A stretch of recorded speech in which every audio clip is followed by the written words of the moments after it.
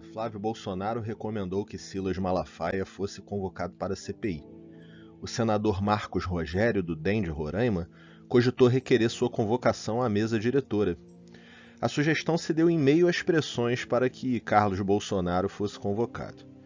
Devido à atuação de vereador federal, associado ao seu desequilíbrio mental, a pressão da CPI sobre Carluxo poderia ser desastrosa para o governo em geral e para a família Bolsonaro em particular.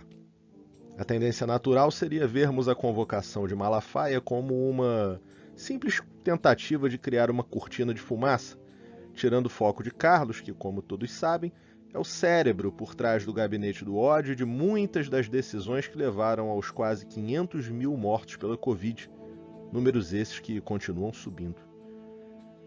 Além de livrar a cara de Carluxo, a ida de Malafaia daria holofote a um homem acostumado a viver de palanques e câmeras muito mais do que de igreja, essa é a verdade.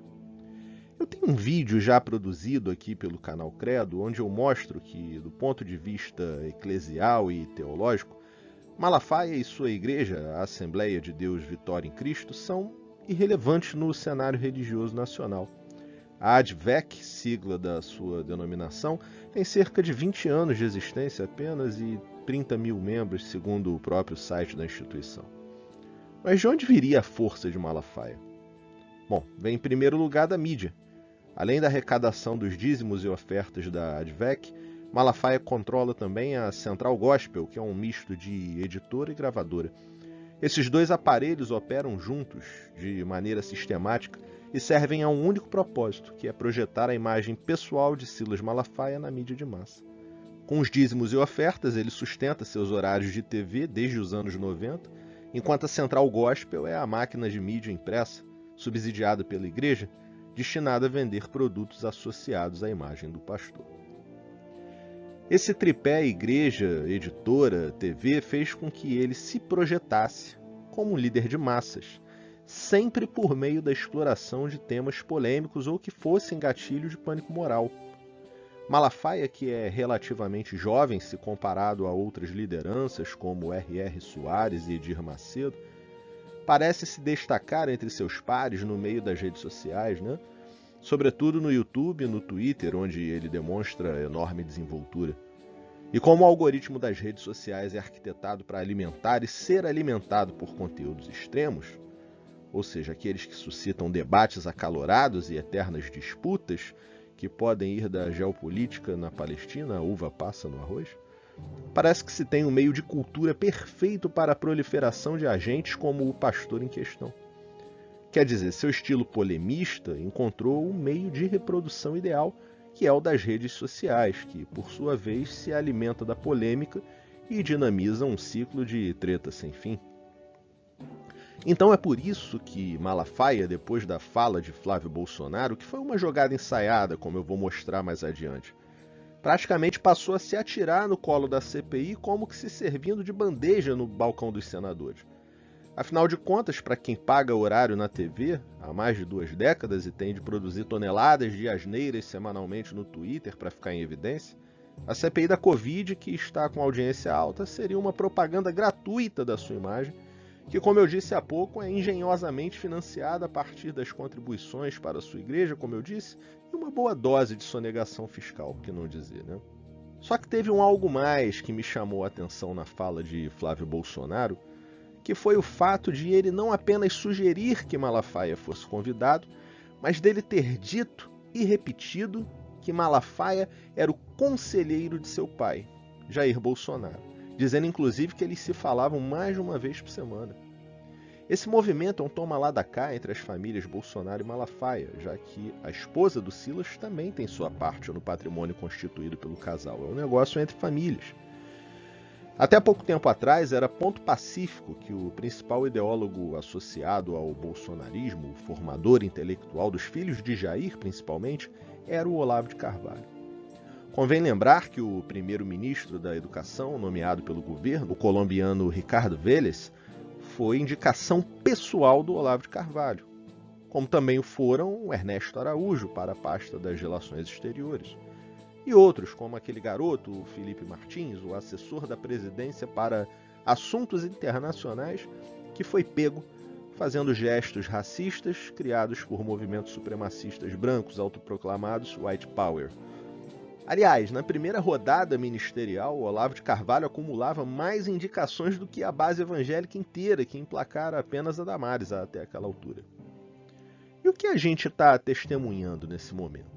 Trata-se de uma virada copernicana, uma investida sem precedentes que o olavismo vem tomando na medida em que o Malafaia passa a ser apresentado oficialmente, com aspas, como o principal ideólogo de Jair Bolsonaro, o grande cérebro por trás do presidente. Nada disso vem da família Bolsonaro à toa, nenhum desses movimentos. O Olavo foi uma aposta que deu errado, digamos. O olavismo, que cristaliza muito bem o espírito anticientífico e anti-intelectual, ao mesmo tempo em que, paradoxalmente, tenta passar a todo custo a imagem de seu fundador como um intelectual acima dos intelectuais, esse olavismo seria um anabolizante certo para hipertrofiar a burrice política da base eleitoral de um governo que apostou na ignorância enquanto método, ao ponto de conferi-la status científico, ou no mínimo filosófico, dado que o guru do movimento vive principalmente da venda de livros e cursos de filosofia à distância, ainda que tenha completado só a 4ª série. Quer dizer, ousadia ele tem. Não só ele, como seus fiéis discípulos, que ao vencerem o cabo de guerra contra a realidade e o bom senso durante as eleições de 2018, tomaram para si vários postos governamentais como quem saqueia tesouros ao vencer uma batalha em campo inimigo. Ocorre que alguns acidentes de percurso demonstraram o quanto essa aventura olavista se revelou desastrosa e o quanto essa batalha estaria longe de selar uma vitória na guerra. O primeiro acidente foi a completa inaptidão para qualquer coisa que os indicados de Olavo revelaram sobre si próprios.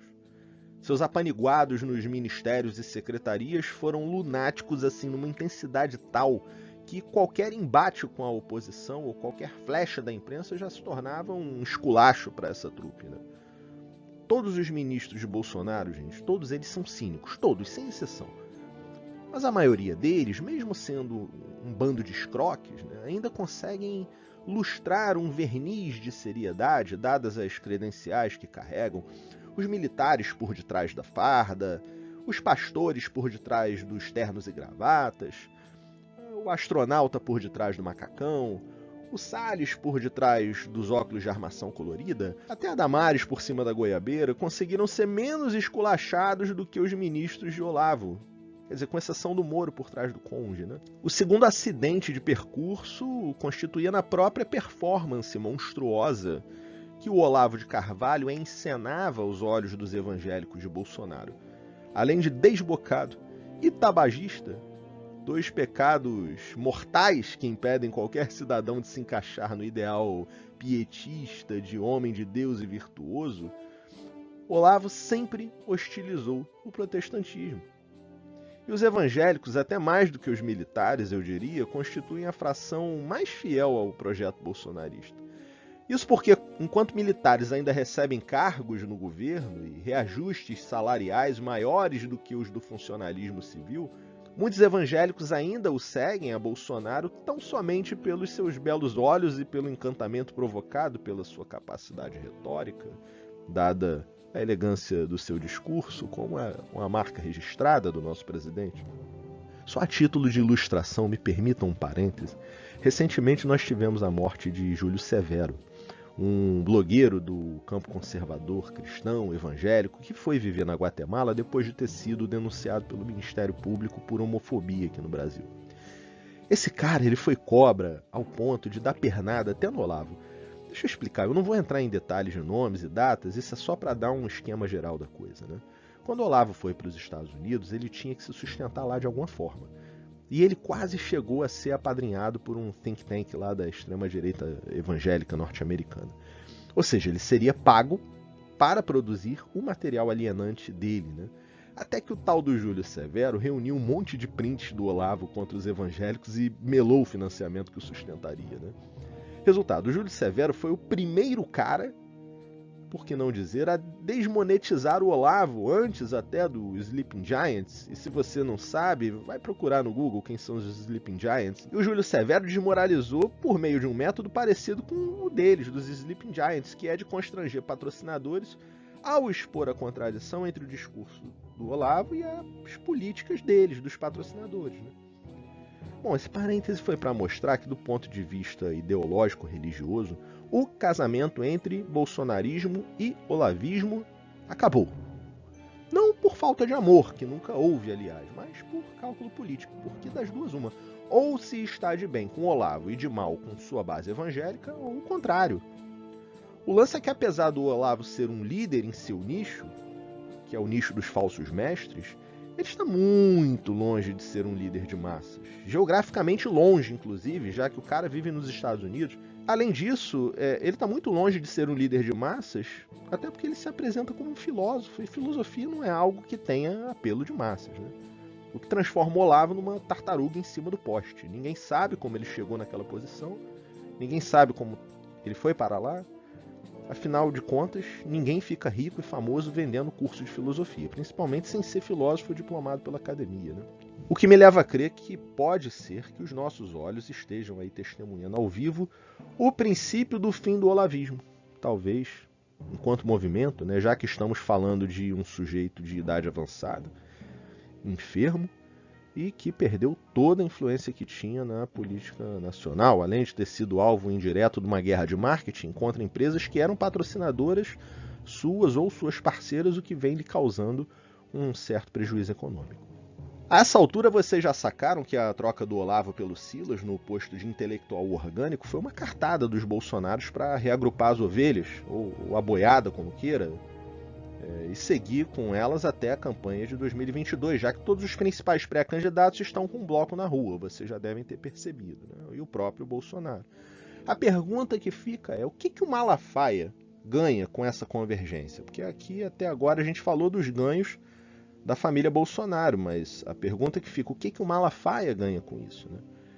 A resposta que eu me arrisco a dar é a seguinte: Malafaia, ele é o produto brasileiro mais bem acabado da escola norte-americana de televangelistas, iniciada por figuras como Jimmy Swaggart, Rex Humbard. Pode-se dizer que no cenário brasileiro, pelo menos, ele alcançou uma projeção semelhante a essas figuras.